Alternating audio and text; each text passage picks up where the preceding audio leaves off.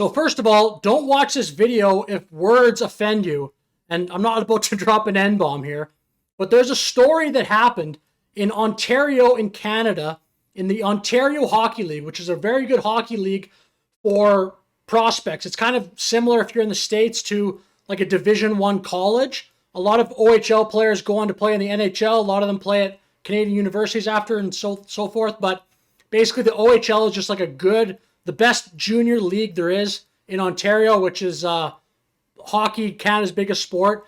But anyway, what happened there, Paul Bissonnette is going to explain here kind of the story, and then I'll react to it. Paul Bissonnette is a former NHL player, and he's now the host of a very popular podcast in the hockey world called Spit and Chicklets. But I think this story shows that I know a lot of Americans complain about wokeness and political correctness. In my opinion, it's actually worse in Canada. It's hard to say. I mean, I'm biased. I live in Canada. But I think it's worse here based on just the way that Canada was so afraid during the pandemic, for example. I'm not saying like at the beginning, which was justified in my view, just after all the craziness with the lockdowns. It went on so long in Canada. Canada has, with British Columbia, all this nonsense with legalization of drugs in the middle of the street. With that said, BC, Quebec is pretty woke in some ways, but I think the most woke place is Ontario, which is Canada's biggest province. About 15 million people live there. About 40% roughly, just about percent of the country lives in this place called Ontario, which I think is the wokest part of Canada. But anyway, Paul Bissonnette will explain the story here, and then I'll react. And by the way, in my opinion, this is insanity. In the OHL in the Western Conference Finals, I believe, it was Saginaw between the London Knights. John Sim, his kid, I forget his first name, he's a player for the London Knights, and the captain for the Saginaw Spirit, they're kind of going at it, like a scrum or whatever. And currently, the player, John Sim's kid, has a bit of a shoulder injury. So the captain for the Saginaw Spirit, he goes, I'm going to come over and I'm going to fucking drill you in the shoulder and make it worse. Okay, a little bit of smack talk, a little threat, eh? We'll keep her going here. So the kid from London replies, no, you won't, because you're a pussy. Okay, all right, we got a little banter going back and forth. It's like a scene out of Shoresy.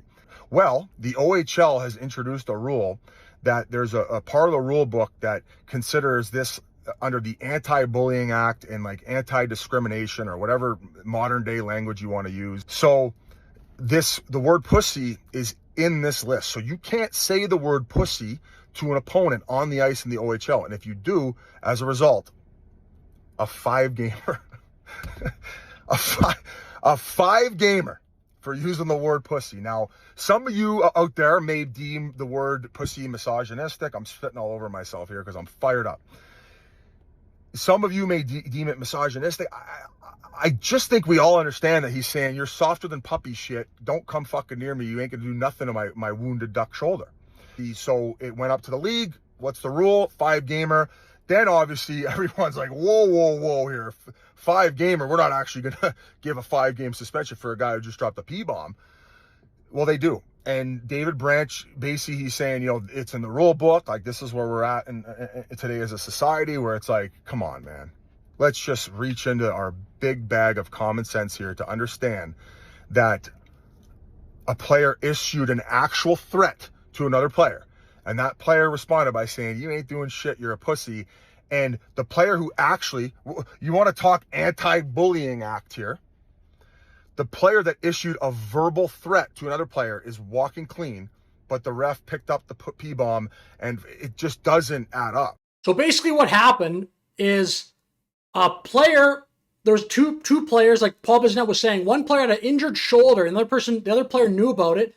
So that player says to him, hey, I'm going to re-injure your shoulder, which is just like a threat. It's in the context of a hockey game, sure. So those type of words get exchanged. Like, I used to play hockey. People would kind of say scummy things like that. I mean, it was a little while ago. I don't remember exactly all that was said, but things like that do happen. That's obviously a scumbaggy thing to say, especially when the part that Paul Bissonnette doesn't even bring up, he kind of does. It's not only is it a threat, it's a threat to a part of someone's body, in this case his shoulder, which was already injured, which it makes it even worse than just saying, I'm just going to injure your shoulder generally. Like, if you just said that out of the blue, the other player already knows this guy's shoulder's injured and says to him, hey, I'm going to re-injure you. How is that not way worse than the other player saying, no, you won't because you're a pussy? And the way that people like that word pussy, it's not a nice thing to say. I used to play hockey. That's probably the last time I heard anyone use that word like in a chirping way. It is like Paul Bissonnette said there, a way to say that someone is soft. It's not a nice thing to say. You wouldn't want to hear that just walking down the street, someone calling someone else a pussy. But we give all these words so much more meaning. Like, what could you possibly say is the justification why, oh, I can't use the word pussy if someone threatens to hurt me? What do you think the person who got threatened is supposed to say? Oh, please don't. I would appreciate if you did not hurt me because my health is important to me and I would really like to continue playing in this hockey game.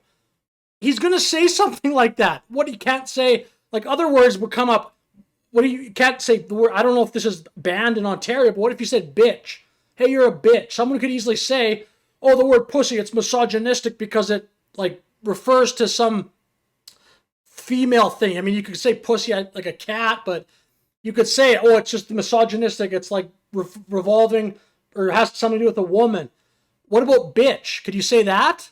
And a bunch of other things you could say like, oh, you're a fucker. Is that bad?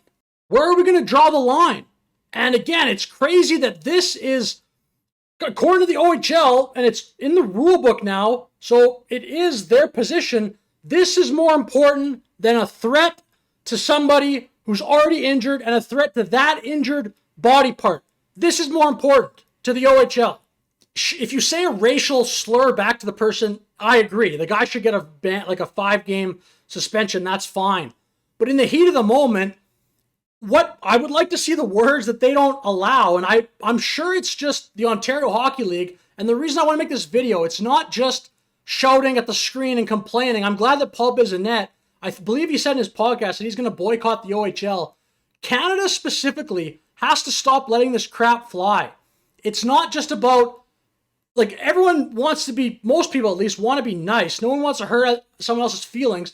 But why are feelings of someone who's not even in the exchange, or some hypothetical person who might get triggered by the word pussy, more important apparently than the guy who's getting his injured shoulder threatened? And in my opinion, probably what happened, because I would say the most cowardly province in the country is Ontario. No offense to Ontarians, but like all these crazy stories come out of Ontario. That shop professor person who, like, it's a guy, but he wears these humongous breasts walking around, and the school releases a statement. People are safe here to express their whatever.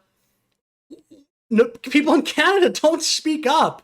So this probably what happened is the Ontario bunch of cowards who work for the Ontario Hockey League that I guess don't want to get fired, but at some point, come on, get in there, and some person tells them, okay, we think you should not let people use the word pussy or the word this or the word this.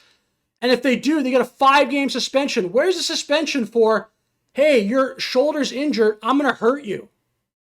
Like, obviously, as Paul Bissonnette said, that's way worse than just a word that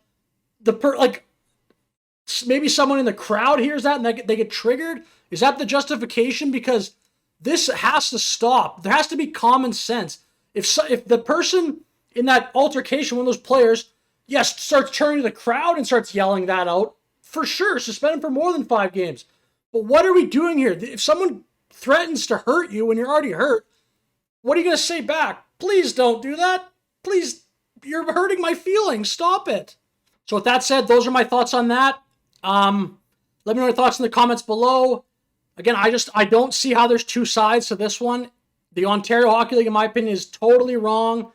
And all these just this language policing has got to stop. People should still be nice to each other. People shouldn't just go to their way to insult each other. But threatening to injure someone who's already injured, in my opinion, is 100 times worse than when you're defending yourself in a sport, calling someone a pussy. So with that said, thanks for watching the video. Let me know your thoughts in the comments. Have a good day.